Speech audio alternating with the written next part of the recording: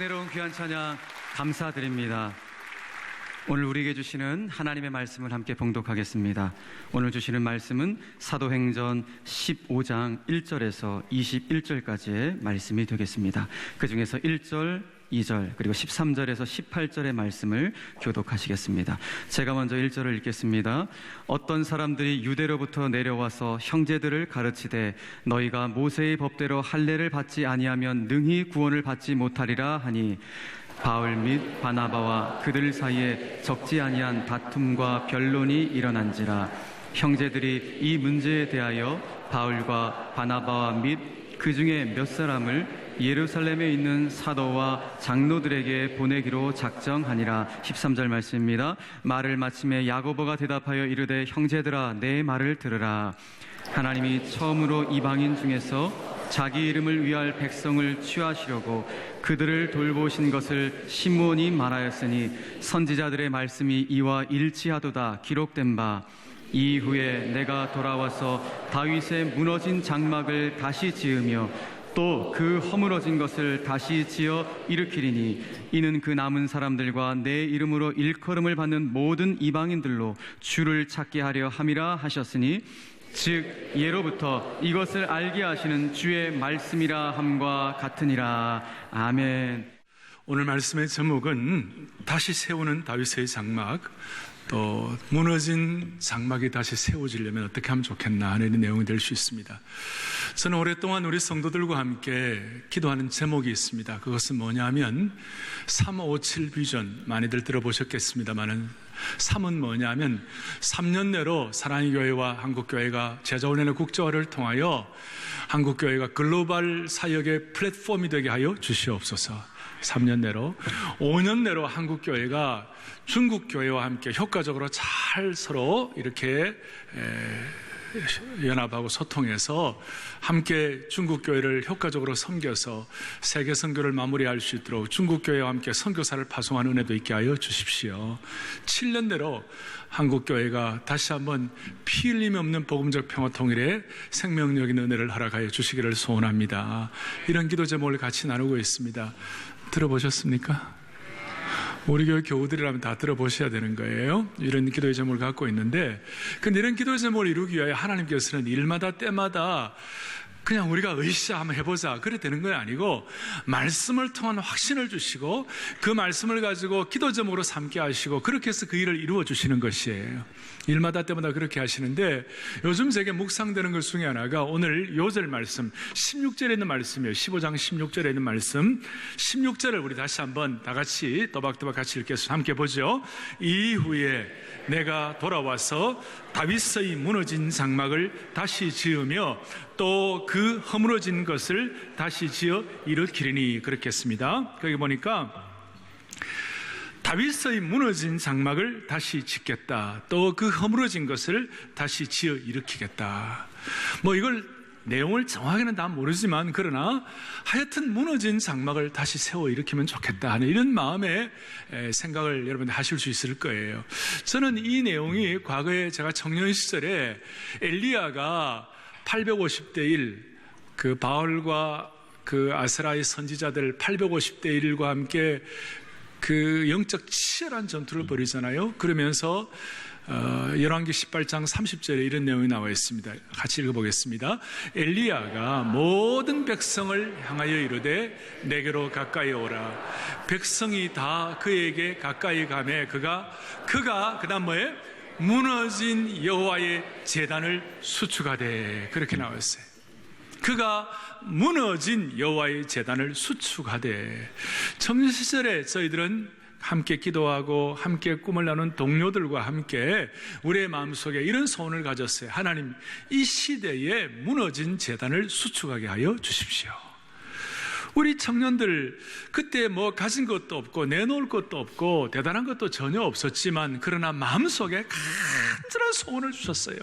하나님, 나는 아무것도 아니지만 그러나 내 인생을 통하여 무너진 여호와의 제단을 수축하게 하여 주십시오.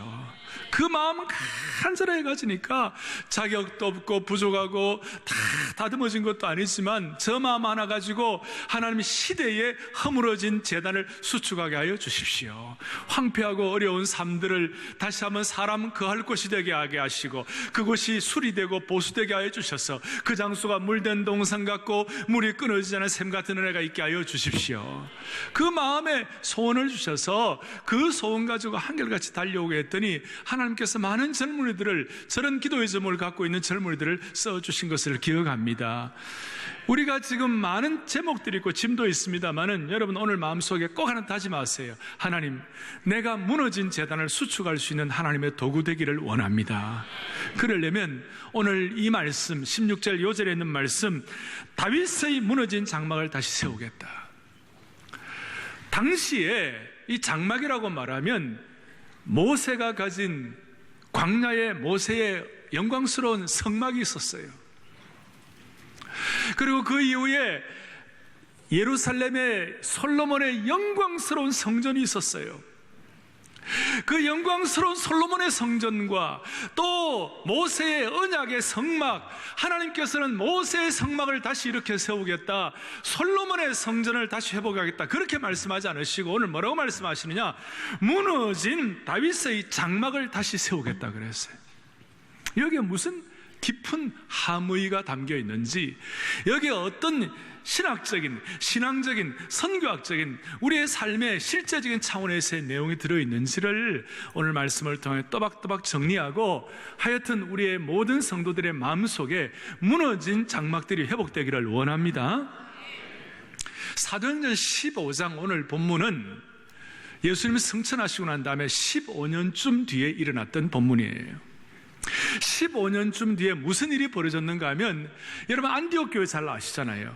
그 안디옥 교회, 영광스러운 안디옥 교회, 바울과 바나바를 통하여 이방 선교의 첫 문장을 열었던 그 안디옥 교회에 하나님의 복음의 능력과 실체가 확인될 수 있게 하시고 거기에 수많은 사람들이 주님 앞에 돌아왔어요. 돌아왔는데 문제가 생긴 거예요. 마귀는 항상 부흥하고 잘 되는 교회 가만히 두지 아니하고 항상 문제거리를 만들잖아요. 교회가 죽어 있는데 마귀가 왜 건드리겠어요? 살아있고 생명력 있고 뭔가 해보려고 그러면 마귀가 시험하고 공격하고 상처 주는 거예요. 무슨 일이 벌어졌는가? 15장 1절에 보니까 어떤 사람들이 유대로부터 내려와서 안디옥까지 내려온 거예요. 예루살렘으로부터 안디옥까지 내려온 거예요. 예루살렘 유대로부터 정통파 유대 신앙을 가진 사람들이, 또 유대 신앙, 유대인으로 있었다가 예수 믿게 된 이 유대교에서 있다가 이렇게 개종해서 예수 믿은 이 사람들이 내려와 가지고 15장 1절에 무슨 말씀을 하는가 하면, 형제들을 가르치되, 안디옥 교회는 형제들을 가르치되 상당한 정통성과 상당한 어떤 신뢰감을 갖고 내려와서 가르쳤는데, 뭘 가르치냐면 15장 1절 뒤에 너희가 모세의 법대로 뭐를 받지 아니하면, 할례를 받지 아니하면, 그 다음에 기가 막히게 능히 뭘 받지 못하리라? 구원을 받지 못하리라. 그래서 2절에 이런 희한한 말을 하니까 2절에 바울 및 바나바와 그들 사이에 적지 아니한 다툼과 변론이 일어났다고 그랬어요. 예루살렘에서 내려온 유대교 출신 크리스천들이 뭐라고 얘기하느냐, 너희들이 구원을 받고 예수를 믿지만 반드시 해야 할 것이 있다. 그것이 뭐냐면 할례를 받아야 된다. 오늘 이 할례를 받아야 한다는 이 말을 듣고 바울과 바나바가 안디옥에 있으면서 그만 기가 막힌 거예요.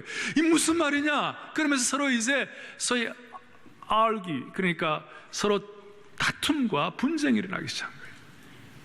무슨 말이냐? 할례 받아야 된다. 아니, 하나님의 은혜가 있는데 무슨 할례가 필요하냐? 이런 식으로 막. 그래서 첫 번째, 이 무너진 다윗의 장막이 회복되려면 순결한 복음이 훼손되면 안 되는 것이, 잘못하면 복음의 토대가 무너지려고 하는 것을 우리가 막아야만 되는 것이, 우리의 생애 가운데, 우리의 삶 가운데 사랑하는 교우들이여, 사랑하는 형제자매 여러분, 오늘 이 예배에 참석하신 여러 성도들이여, 우리의 간절한 기대와 소원은 주님 앞에 서는 그날까지 순결한 복음을 훼손시키지 말게 하여 주십시오. 순수한 복음의 터전이 훼손되면 안 되고, 이 다른 복음이 들어오면 안 되고, 바른 복음을 깨닫게 하여 주십시오. 이 유대인들은 어떤 사람들이에요? 다시 얘기하면 유대교 출신의 크리스천들이에요. 이 사람들은 바르미츠바 그래 율법의 아들들이었어요. 어릴 때부터 율법을 깨닫고 율법으로 훈련받고 하나님 앞에서 율법적으로 삶을 살아가다가 예수 그리스도의 복음을 받아들였어요. 그러니 이 사람들은 유대교로 있다가 기독교로 개종한다는 것은 아주 강력한 내적 전투가 있었고 큰 어떤 갈등을 경험하고 난 다음에 했어요.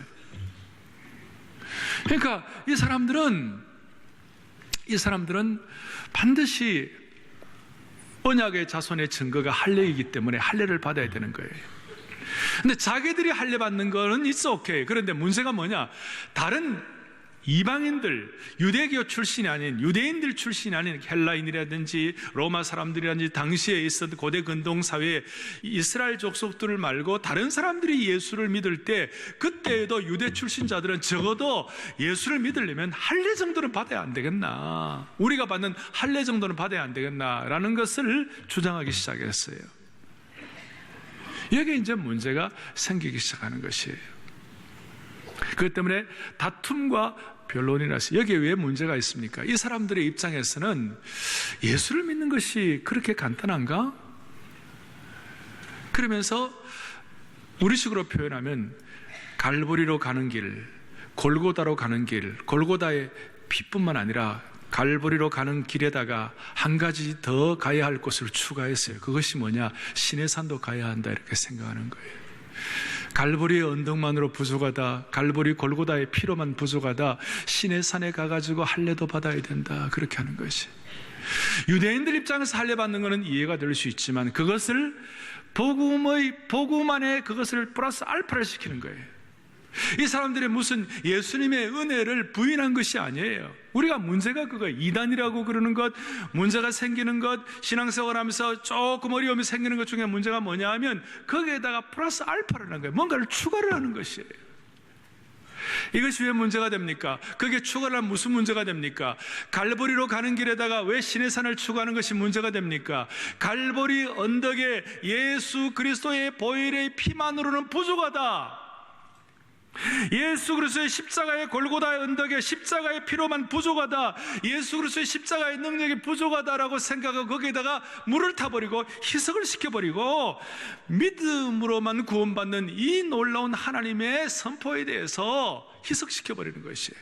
그러니까 안 되는 거예요. 그러니 사랑의 교회 교우들이여, 다윗의 무너진 장막이 훼손되는 것이 우리에게는 그것을 방어하고 무너진 장막을 다시 일으키려면 우리 모두가 다 다시 한번 순결한 은혜의 복음으로만 돌아가면 할 것이에요. 이거는 우리가 안다 이렇게 생각하면 안 돼요. 우리는 많은 경우 여기에 할례를 추구한다는 것은 오늘 이 시대로 말하면 신앙의 핵심과 함께 진리와 함께 그 진리를 수행하기 위한 시행세칙들이 많아요. 그 시행세칙들이 어떨 때는 진리보다도 더 부각될 수가 있는 것이에요. 그것이 문제라는 것이에요. 그래서 초대교회가, 초대 은혜교회가 이 유대인들 때문에 초대 할례교회가 되어야 할 상황이 되어버렸어요. 바나바와 바울은 이걸 참을 수가 없죠. 순수한 복음 위에 그 위에다가 플러스 알파는 복음을 희석시키는 이 행위를 참을 수가 없었어요. 이게 무슨 뭐가 심각하냐 이렇게 얘기할지 모르지만 한국교회도 130년을 내려오면서 우리도 모르게 한국교회에 시행세칙들이 많이 생겨졌어요. 또 여러분들 우리 가운데 많은 분들이 40년, 50년, 60년 신앙생활하면서 우리도 모르게 복음의 순수한 진리 위에다가 내 나름대로의 교회 문화와 내 나름대로의 신앙생활의 시행세칙들이 많이 생기기 시작했어요. 중요한 것은 진리 그 자체인데 그걸 해석하는 해석이 더 중요하게 될 때가 많이 있었어요. 오늘 한국교회에 이런저런 얘기들이 많이 있지만 우리가 갖고 있는 많은 문제들이 순수한 복음의 문제입니까? 예수 믿고 구원받고 십자가의 능력과 피의 복음의 문제입니까? 아니면 내가 갖고 있는 어떤 신앙 스타일에 관한 것입니까? 저는 어릴 때 주일 성수에 대해서 철저했어요. 주일 성수를 하자고 하는 핵심은 뭐냐면 어떻게 하면 주님의 은혜를 감사할까, 그 은혜에 감사해서 주일 하루를 온전히 보내가지고 나머지 6일 동안 승리해야 되겠다. 그것이 주일 성수의 본래 핵심이었어요. 그런데 시행세칙이 뭐냐? 주일 성수를 하려면 주일날 돈 쓰면 안 된다. 주일 차 타면 안 된다. 주일 다른 일 하면 안 된다. 주일 공부하면 안 된다. 그것 자체가 주일 성수를 위한 좋은 하나의 규범이 됐어요. 그것도 나쁜 것도 아니에요. 지금도 저는 그것이 제게는 편해요. 저는 주일날 돈 쓰면 저는 불편해요. 주일날 시장 가면 저는 마음이 아파요. 아프다면 좀 이상하네요. 주일날 뭐 다른 거 하면 힘들어요. 그런데 자칫 잘못하다가는 내가 갖고 있는 어떤 그런 판단 때문에 주일날 돈 쓰는 사람, 주일날 뭐 있는 사람들 판단을 하는 것이. 어릴 때 제가 지금도 기억나요. 멀리서 온 저희 부친이 목회를 했기 때문에 주일날 교회를 보면 주일 성수를 하는데 멀리서 오신 집사람들을 보면 도시락도 못 사고 이런 분이 있어가지고 가서 뭘 사 먹더라고요. 그래서 내가 딱 보면서 구원받겠나? 구원받겠나? 아니, 주일날 돈을 쓰다니. 그리고 아주 칼 같았어요. 토요일 밤 12시 되면 공부하다가도 띵 해가지고 그다음 주일 밤 12시 되면 탁 일어나서 월요일마다 시험이니까 또 공부하고. 여러분, 그게 주님을 사랑하고 하나님의 은혜에 감격하여 하는 것이 되어야 되는데 그것이 율법화가 되고 그래서 플러스 알파가 되어버리면 그게 신앙의 오염이 되기 시작하는 것이에요. 그러니 여러분, 지금 다시 얘기합니다. 우리 주위에 수많은 신앙의 문제가 뭐냐면 복음과 순수성과 하나님의 은혜와 십자가와 골고다 때문에 문제가 생기는 것이 아니라 그 주위에 플러스 알파 때문에 문제가 생기기 시작하는 거예요. 21세기 판 예루살렘 교회에서 온 할례를 추구하는 사람들이라고 말할 수가 있는 것이에요. 오늘 우리는 다시 한번 이 예배를 통하여 또 이 말씀을 통하여 사랑의 교회와 이 공동체가 순수한 복음을 훼손하지 아니하고 순수한 복음의 토대를 튼실히 세우는 축복을 주시기 바랍니다. 이 일을 하게 되니까 이제 이거 안 되겠다. 예루살렘 교회의 바나바와 바울을 안디옥에서 파송을 해가지고 예루살렘 공회에 가가지고 이 예루살렘 교회 공회에 가서 이 문제를 좀 해결해야 되겠다, 이렇게 생각을 했어요. 그러면서 이제 4절에 예루살렘에 이르러 교회와 사도와 장로들에게 영접을 받고 하나님이 자기들과 함께 계셔 행하신 모든 일들을 바울과 바나바가 말하고 난 다음에 5절에 보니까 예루살렘 공회에 갔는데 예루살렘의 바리새파 중에 어떤 5절에 믿는 사람들이 일어나 말하되 이방인에게 할례를 행하고 모세의 율법을 지키라 명하는 것이 마땅하다, 그렇게 하는 거예요. 예루살렘에 갔는데 모세의 율법을 지키고 할례를 행하신 마땅하다, 이렇게 얘기하는 거예요. 그러니까 6절에 이제 중요합니다. 공식적인 어떻게 보면 첫 예루살렘 공회라고 말할 수 있어요. 6절에 사도와 장로들이 이 일을 의논하러 모였다 그랬어요. 그리고 7절에 많은 변론이 있었다고 그랬어요. 사도들과 장로들이 이 일을 위하여 의논하러 모였다. 어떻게 보면 공식적인 공회의 출발이에요. 공회가 왜 필요합니까? 다툼과 변론과 문제가 생겼을 때 이 거룩한 공교회가 필요한 거예요. 우리가 사도신경 하면서 오늘도 여러분 사도신경 하지 않았어요? 거기 보면 성령을 믿사오며 거룩한 공회와 성도가 서로 교통하는 것과, 기억나십니까? 거기에 거룩한 뭐가요? 공회가. 이 공회를 말해요. 예루살렘에 있는 장로들과 사도들이 함께 모인 공회에, 크게 말하면 소위 유니버설 처치, 우주적 공교회, 우주적 교회인데, 이것이 구체적으로 말하면 이제 우리 상회 기관이 있어요. 이런 일이 있을 때에 다툼과 변론과 어떤 문제가 있을 때 이걸 해결하는 기관이 공회가 있는, 여기서는 사도들과 장로들이 예루살렘 교회에 모여 예루살렘 공교회가 시작된 거예요. 이것이 오늘 우리로 말하면 유니버설 철치, 우주적 교회 가운데 총회나 노회나 이렇게 말할 수 있어요. 우리 교회는 무슨 교단입니까? 합동도 합동이고, 우리 교단은 장로교단이죠. 장로교단에는 총회가 있고 노회가 있어요. 저희 총회 산하에 11,000교회가 있어요. 아마 한국교회에서는 제일 큰 교단이라고 말할 수 있어요. 그리고 이 총회 산하에 많은 교회들이 다 다 모든 것이 날마다 평안한 건 아니니까 어떨 때는 교회 산하에 어려움도 있을 수 있어요. 그럴 때마다 총회와 노회에서는 소위 교리적인 것과 또 권징을 해요. 그래서 그 다툼과 변론을 해결하는 것이 공회의 기능이에요. 요한 켈빈 선생님은 노회나 총회가 공회가 감당해야 할 것이 교리와 권징의 문제를 해결해야 되는데, 교리는 교회의 영혼이며 권징이라는 것은 권면하고 어떨 때는 치리도 하고 어떨 때는 책벌도 하고 이렇게 하는 거예요. 권징은 교회의 근육이다 그랬어요. 이 교리와 근육을 통하여 지교회가 건강하게 자랄 수 있도록 역할을 하는 것이 바로 공회의 역할이에요. 한국교회 교단이나 총회나 노회가 이 역할이 주님 앞에서 잘 감당될 수 있기를 원하는 것입니다. 그런데 이제 그렇게 모여 있는데 7절에 보세요. 7절에 많은 변론이 있은 후에, 그래서 많은 변론이 있었다. 그 다음에 아까 순수한 복음이 훼손되지 않도록, 복음이 튼실히 설 수 있도록 베드로가 역할을 하는데 7절에 많은 변론이 있은 후에 베드로가 일어나 말하되 그랬어요. 저는 이 말씀 보고 참 감사하다 그랬어요. 여러분, 베드로는요, 많은 변론이 있을 때까지 기다리는 사람이 아닙니다. 베드로는 성격이 급해가지고 바로 치고 나가는 분이에요. 근데 성령 충만하니까 베드로에게도 성령의 열매가 있으니까 오래 참았어요. 베드로 참고 난 다음에 베드로가 일어나 말하되, 형제들아, 7절에 너희도 알거니와 하나님이 이방인들로 내 입에서 복음의 말씀을 들어 믿게 하시려고 오래전부터 너희 가운데서 나를 택하시고, 8절에 또 마음을 아시는 하나님이 우리에게와 같이 그들에게도 성령을 주어 증언하게 하시고, 9절에 믿음으로 그들의 마음을 깨끗하게 하사 그들이나 우리나 뭐하지 아니하셨느니라, 차별하지 아니하셨느니라. 그렇게 하면서 아마도 제가 볼 때는 사도행전 앞에 10장에서 고넬료 이방인 로마 백부장 이방인이 어떻게 예수님을 영접하고 주님의 성령님을 통하여 신앙 세계에 들어오게 됐는지를 아마 자세히 설명했을 거예요. 그러면서 10절 보세요.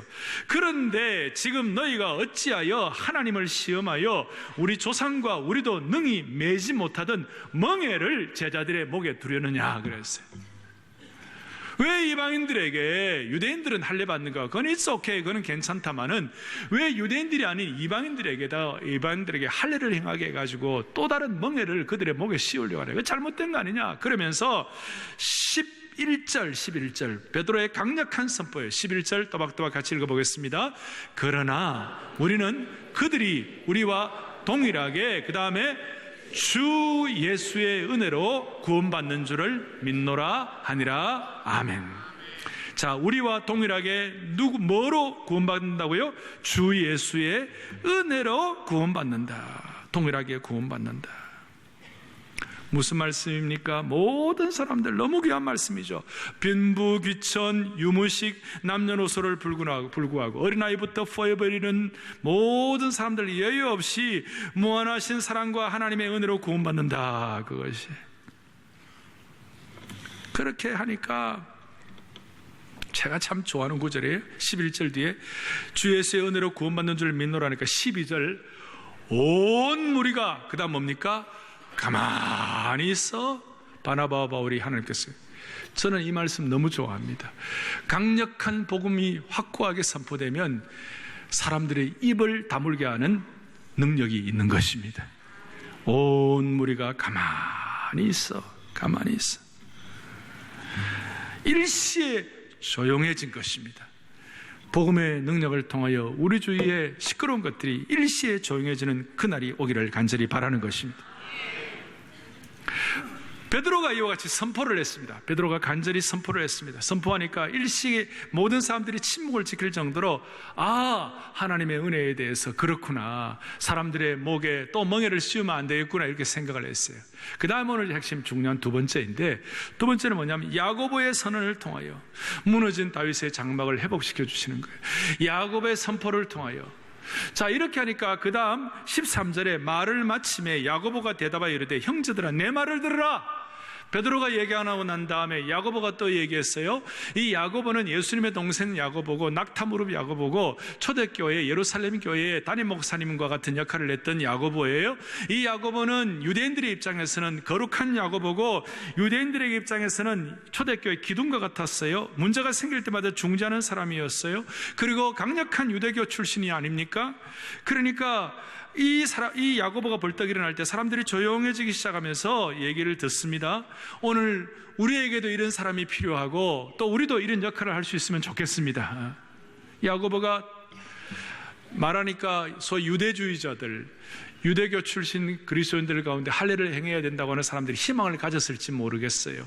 야고보 사도는 우리를 이해해 줄 거야, 그렇게 생각했을지 모르는데 야고보가 입을 열어서 뭐라고 말씀하는가? 15절에 선지자들의 말씀이 이와 일치하도다 기록된 바. 구약의 아모스의 선지자 예언을 하면서 선지자 전체의 얘기들을 종합적으로 말씀하면서 16절에 오늘 요절 이후에 내가 돌아와서 다윗의 무너진 장막을 다시 지으며 또 그 허물어진 것을 다시 지어 일으키겠다.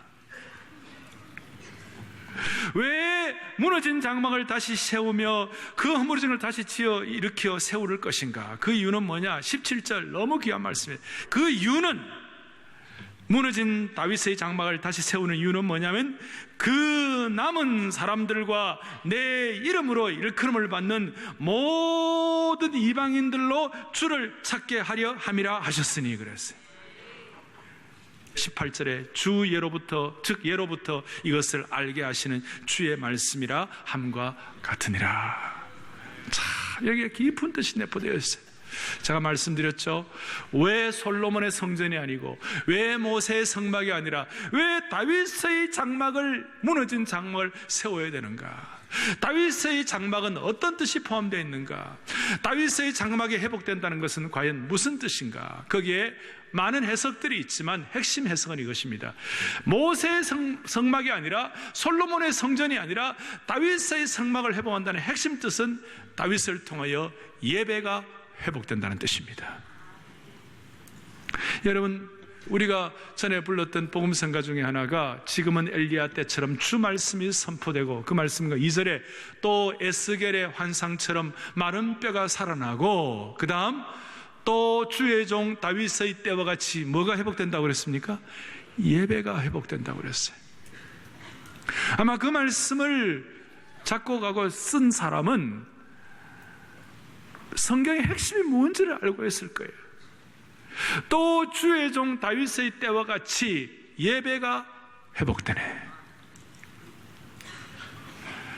오늘 우리가 무너진 다윗의 장막이 회복되기 위하여 다윗이 가졌던 하나님 앞에서의 그 순수성을 가지고 왕이라도 하나님 앞에 춤추며 기뻐하고 감사하며 주님의 영광을 선포하며 그야말로 하나님의 예배 중에 최고의 예배인 솔로몬의 성전을 지을 수 있도록 하나님의 성전을 위하여 예배를 잘 드릴 수 있기 위하여 하나님의 전을 짓는데 다윗이 결정적인 역할을 하고 모든 걸 다윗이 다 준비를 한 거 아닙니까?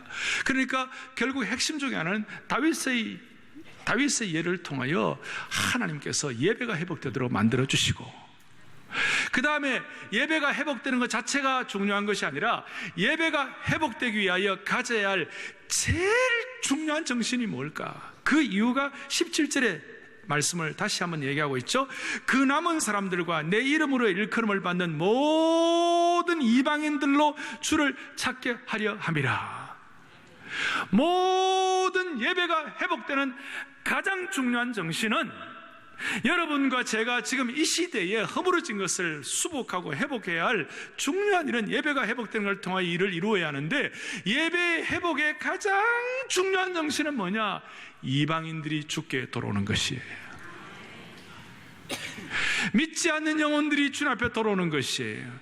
이 예배에 예수님을 모르던 사람들이 주님 앞에 돌아와가지고 하나님을 예배하는 자가 되면, 새롭게 예배하는 자가 되면 하나님의 새 언약의 백성들이 예배마다 동참하면서 믿지 않는 영혼들이 주님 앞에 돌아와가지고 예배를 드릴 때, 그때 비로소 다윗의 장막이 회복된다고 말씀하시는 것이에요.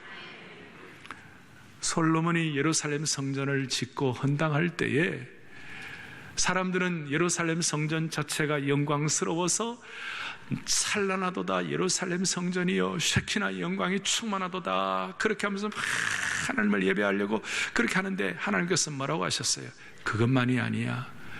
예배 드리는 것도 중요하지만 정말 중요한 예배는 이스라엘 백성들이 아닌 이방인들마다 이곳에 와서 주를 향하여 손을 들고 기도하거든 주께서 들으시고 이방인들의 기도 제목이 응답되는 그 수준이 될 때 이 예루살렘 성전은 참으로 복되도다. 이스라엘 민족들만의 성전이 아닌 것이에요. 그래서 이사야가 나중에 그걸 깨닫고 난 다음에 이사야 56장 7절에 이런 고백을 하는 거예요. 같이 읽어보겠습니다. 내가 곧 그들을 나의 성산으로 인도하여 기도하는 내 집에서 그들을 기쁘게 할 것이며 그들의 번제와 희생을 나의 제단에서 기꺼이 받게 되리니, 여기 그들은 누구냐? 이방인들이에요. 그 다음에 이는 시작. 이는 내 집은 만민이 기도하는 집이라 일컬음이 될 것임이라. 예배와 하나님의 제단이 주님 앞에 영광스러운 예배를 올려드리기 위하여 정말 필요한 정신은 뭐냐면, 우리가 예배에 와서 기도하는 것이 중요한데 누가 기도하느냐? 그냥 한두 사람 기도가 아니고 이스라엘 백성들만 기도하는 것이 아니라 내 집은 누가 기도한다고요? 만민이 기도하는 집이다. 이것이 이사야를 통하여, 아모스를 통하여, 수많은 선지자들을 통하여 확인되는 것이에요. 오늘 사랑의 교회가 357 비전을 통하여 우리가 3년 내로 한국교회가 글로벌 플랫폼이 되게 하시고, 제자 훈련의 국제화 5년 내로 중국교회와 함께 세계교회를 섬기게 하시고, 7년 내로 피 흘림 없는 복음적 평화 통일을 통하여 세계 선교를 마무리하게 없어서 하는 이런 정신은 단순한 구호가 아니라, 이런 정신을 가지고 주님 앞에 예배드리고 우리로 하여금 수많은 땅끝까지 하나님의 백성들을 섬기는 그 은혜가 우리 속에 치밀어 오르고 메어달릴 때에, 그때야 비로소 다윗의 장막이 회복되고 예배가 회복된다고 말할 수가 있는 것이에요. 할렐루야, 할렐루야. 아니, 제가 늘 얘기하잖아요. 아니, 내 한 몸 하나 가누기도 힘든데 무슨 세계고 무슨 국제화고 무슨 땅끝의 모든 백성입니까? 그렇게 얘기할 수 있지만 여러분, 아니에요. 정말 순수한 복음에 들어가면, 복음의 은혜가 충만해지면 거기다가 플러스 알파 할례가 들어가지 아니하고, 거기 어떤 신앙의 시행세칙이 들어가지 아니하고 순수한 복음의 능력이 들어가면,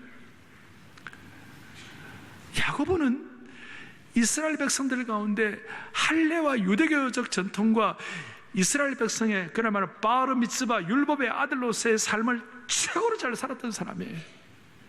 그런 그도 하나님의 은혜를 깨닫고 다윗의 장막이 회복된 걸 생각할 때에 17절에 그 이유는 그 남은 사람들과 내 이름으로 일컬음을 받는 모든 이방인들로 하여금 주님을 찾고 예배하게 하려 하심이라. 그거예요. 그러고 난 다음 19절에 그러므로 내 의견에는 이방인 중에서 하나님께로 돌아오는 자들을 괴롭게 하지 말고, 20절에 다만 우상의 더러운 것과 음행과 목매어 죽인 것과 피를 멀리하라고 편지하는 것이 옳겠다. 다윗의 장막이 회복되고 이방인들마다 주님 앞에 예배하는 자가 될 수 있도록 그렇게 꿈을 꾸면서 회복이 되어야 되는데, 대신 이방인들에게 한 가지 조건이 있다. 그것은 뭐냐? 하나님의 은혜로 구원받은 이방인들이라면 그 구원받은 삶의 열매가 필요하다. 이런 삶의 열매가 조건은 아니지만 구원받은 사람들에게는 이런 행위가 따라가면 좋겠다 하는 그런 차원에서 세 가지를 정리해줘. 첫째는 우상에 더러운 것 조심하라. 당시에 우상에 들어온 것은 다른 것이 아니라 우상에게 바쳐진 고기 먹는 문제였어요. 그러니까 먹는 것의 문제. 무엇을 먹어야 하나? 어떻게 보면 오늘 우리가 뭘 어떻게 살아야 하나 연결될 수 있겠어요. 무엇을 먹어야 하나? 그 다음에 음행과 음행의 문제. 그 당시에 이방인들은 음행의 문제는 너무 이렇게 일반화되어 있었어요. 이거는 인간관계의 문제예요. 관계의 문제. 세 번째로는 목매어 죽인 것과 피를 멀리하라. 여기는 여러 가지 해석이 있습니다만은 살인의 문제, 생명의 문제. 그래서 이방인들은 뭘 먹고 살아야 하나, 관계의 문제, 생명의 문제에 관해서 조금 집중하고 구원받은 자로서의 삶이 따라올 수 있도록 되면 좋겠다. 그걸 권면을 하고 있는 것이에요. 그럴 때에 이 은혜가 박진감 있게, 복음이 박진감 있게, 복음의 역동성을 가지고 계속해서 이 복음의 은혜를 유지할 수 있다고 말씀하고 있는 것이에요.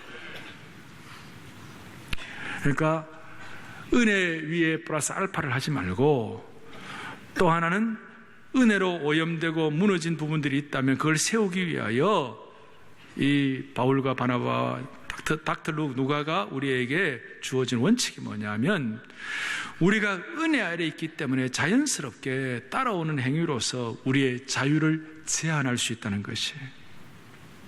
고기를 핏째 먹지 말라. 이거 보고 선지국 먹으면 안 되네, 그렇게 말씀하는, 그런 뜻이 아니에요. 그렇다고 선지국을 너무 즐기지는 마시고, 선지국을 먹었다고 해서 또 그것이 무슨 문제가 되는 그런 것은 또 아니에요. 이건 살인에 관한 문제. 어떤 번역서에는 이것이 내용이 없어요. 중요한 것은 또 여기에 사도들이 했던 관심은 뭐냐면, 하나님의 은혜가 너무 크니까 그 은혜에 감격하여 자연스럽게 내가 할 수 있는 자유를 내가 스스로 제한하는 것이, 하고 싶은 것도 다 제한하는 것이 있어요. 그것이 뭐냐면 고린도전서 9장 19절부터 21절까지 바울이 좋은 모본을 보여줬어요. 또박또박 같이 읽어보겠습니다. 함께 보죠. 내가 모든 사람에게 자유로우나 스스로 모든 사람의 종이 된 것은, 자, 바울이 자유롭지만 모든 사람에게 종이 된 것은 더 많은 사람을 뭡니까? 얻고자 함이라. 그래서 20절 봅니다. 유대인들에게 내가 유대인과 같이 된 것은 유대인들을 얻고자 하며, 율법 아래에 있는 자들에게는 내가 율법 아래에 있지 아니하나 율법 아래에 있는 자 같이 된 것은 율법 아래에 있는 자들을 얻고자 하며. 그래서 바울이 유대인들 출신들이 할례 받는 것에 대해서는 하라 말라 그런 얘기 안 하고 자기 자연스럽게 하라 그거예요. 유대인들 출신 가운데 할례 받기를 원하는 사람들 할례를 행하는 거 그거 인정해 줬어요. 그러나 이방인들에게는 거기에 목 씌우지 말라, 거기에다 재갈 물리지 말라 그랬어요. 21절 보세요. 21절, 율법 없는 자에게는 내가 하나님께는 율법 없는 자가 아니요 도리어 그리스도의 율법 아래에 있는 자이나, 율법 없는 자와 같이 된 것은 뭡니까? 율법 없는 자들을 얻고자 함이라. 아멘. 그러니까 스스로 은혜 받은 사람이 자연스럽게 할 수 있는, 내가 마음껏 할 수 있지만 자유를 제한하는 거예요. 빛에 먹는 문제, 음행에 관한 문제, 그 다음에 무엇을 먹을까 하는 문제, 이런 것들을 성결이 구원의 조건은 아니지만 자연스럽게 성결의 열매가 따라올 수 있도록 이렇게 되는 것이에요. 에베소 2장 8절에 에베소 2장 8절에 너희가 그 은혜를 인하여 믿음으로 말미암아 뭡니까? 구원을 받았어요. 그래서 2장 9절에 에베소 2장 9절에 시작, 행위에서 난 것은 아니니 이는 누구든지 자랑하지 못하게 함이니라. 아멘. 자, 너무 저거 중요한 거예요. 행위에서 난 것이 아니에요. 그런데 10절 바라봐. 10절 시작, 우리는 그가 만드신 바라 그리스도 예수 안에서 선한 일을 위하여 지으심을 받은 자다 그랬어요. 여러분 이해가 됩니까? 우리가 구원받은 것은 행위로 말미암은 것이 아니고 은혜로 구원받았어요. 그렇지만 구원받은 하나님의 백성이라면 10절 뒤에 그리스도 예수 안에서 선한 일을 위하여 지으심을 받은 자이다 그랬어요. 스스로 우리의 자유를 제한하고 선한 일을 위하여, 성결한 삶을 위하여 열매로 따라가도록 만들게 하신 주님을 찬양합니다. 오늘 이 말씀을 우리가 적용을 해야 되겠습니다. 우리의 삶 가운데 실천을 해야 되겠습니다. 이 말씀은 우리의 정체성과 삶의 목적에 대해서 말해주고 있는 것이, 이 말씀은 우리가 누구이고 우리가 여기에 오늘 예배를 드리는 이유가 무엇인지를 설명하고 있는 것이 아주 심플해요. 우리는 하나님의 은혜로 다시 세워지고 회복되는 과정에 놓여 있는 과거에 무너진 장막이었어요. 영적인 폐허였어요. 그런데 은혜의 복음을 통하여 우리가 다시 세워진 줄로 믿습니다. 이게 올바른 복음의 교리예요. 또 우리가 이 자리에 살아남은 이유가 무엇입니까? 이렇게 모여있는 이유가 무엇입니까? 하나님의 이름으로 일컬음을 받은 모든 이방인들이 주를 찾을 수 있도록 우리가 은총의 도구가 되는 것입니다. 그럴 때 우리의 예배가 회복되게 되는 것이고 다윗의 장막이 세워지는 것입니다. 그래서 실제적인 기도의 제목을 두 가지 갖도록 하십시다. 첫째, 용기를 내십시다. 장막이 무너진 시기가 끝나고 다시 세워지는 때가 온 것입니다. 우리는 율법과 은혜를 통해서 다시 확인했습니다. 우리가 한 일이 전혀 없는데도 불구하고 모든 것을 다한 것처럼 인정하시는 은혜의 복음 앞에 다시 한번 다가앉기를 바랍니다. 그러니 힘을 다시 내십시다. 특별히 삶에서 실패한 것 같고 막힌 것 같을 때 이 말씀을 기억하며 다시 힘을 내십시다. 오늘이 이런 의미에서 고쳐지는 날입니다. 오늘 예배가 다시 세워지는 날입니다. 오늘이 다시 회복되는 날인 줄로 믿으셔야 합니다. 고쳐지는 날, 세워지는 날, 회복되는 날이라고 스스로 외치고 선포하기를 원합니다. 이것은 구약에서 예언되고 사도들에 대해서 재차 확인되고 하나님의 뜻은 폐허 가운데서도 우리에게 무너진 제단을 수축하고 회복하라고 말씀하시는 것이에요. 고쳐지는 날이고 다시 세워지는 날이에요. 우리 자신과 우리 주위에 있는 많은 공동체들이 무너지고 있는 이때에 통탄만 하지 말고 다윗의 장막이 세워지듯이 우리의 인생의 장막이 세워졌으면 좋겠습니다. 오늘 우리의 원망과 불평과 시비 대신에 다시 세우기를 바랍니다. 나라도 다시 세우십시다. 선거를 앞에 놓고 인물이 없다고 욕만 하지 말고 우리가 기도하면서 주님 어쨌든 간에 세우게 하여 주십시오. 세상의 부끄러운 자들을 통하여 세상에 지혜 있는 자들을 부끄럽게 하시는 주님께서 다시 세워주십시오. 기도하셔야 됩니다. 그리고 오늘 다시 한번 내가 왜 이 자리에 있는지, 우리가 무너진 재단을 위하여 회복하는 내가 어떻게 쓰임받아야 할지 다시 한번 우리의 내면을 강화하도록 하십시다. 여러분, 이 말씀에 집중하셨다면 우리가 다시 한번 누구인지, 우리가 무엇을 위하여 다윗의 장막을 세워야 할지. 엘리야는 그 처참한 가운데서도 무너진 단을 수복하려고 애를 썼습니다. 힘들고 어려워도 오늘 이 마음 가지고 다윗의 장막이 예배를 통하여 회복되되 땅끝에 있는 수많은 사람들이 주님 앞에 돌아오는 그 소원을 가지고 예배드릴 때 주님 우리의 인생도 세워주시리라고 믿습니다. 그럴 때 31절에 읽고 그 위로한 말을 기뻐하더라. 기쁨이 충만해졌습니다. 이 기쁨으로 무너진 이 시대의 장막과 재단과 가정과 공동체를 세워나가기를 원합니다. 기도하시겠습니다.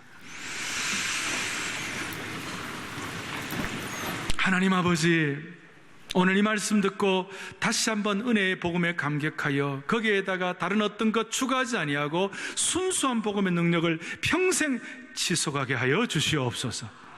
대신 무엇을 먹을까? 그리고 우리의 관계 문제, 또 우상에게 드려진 것들 조심조심하여 우리 자신을 추스님으로 말미암아 은혜 받은 자답게 살아가게 하여 주시옵소서. 주님, 내 한 몸 가누기도 힘든 시대지만 오늘 이 초대교회 성도들은 우리보다도 훨씬 더 열악하고 처참한 환경이 있었습니다. 그럼에도 불구하고 이방인들 세계를 품고 다윗의 장막이 회복되기를 소원하고 도구가 되기를 기뻐했던 것처럼 우리 모두에게도 이런 마음의 그릇을 넓히게 하여 주시옵소서. 다시 한번 용기를 내게 하여 주시옵시고 우리가 지금 세워지고 회복되어야 할 때인 줄 믿게 하여 주셔서 시대와 공동체를 위하여 세우는 역할을 감당하게 하여 주시옵소서. 우리 교회의 357 비전을 복주시고 7년 내에 평양에서 특세하는 날을 허락하여 주시기를 간절히 소원하오며 우리 주 예수 그리스도 이름 받들어 기도 올리옵나이다. 아멘. 지금은 엘리야 때처럼 주 말씀이 선포되고 또 주의 종 모세의 때와 같이 예언이 성취되네. 비록 전쟁과 기근과 빈마 환난과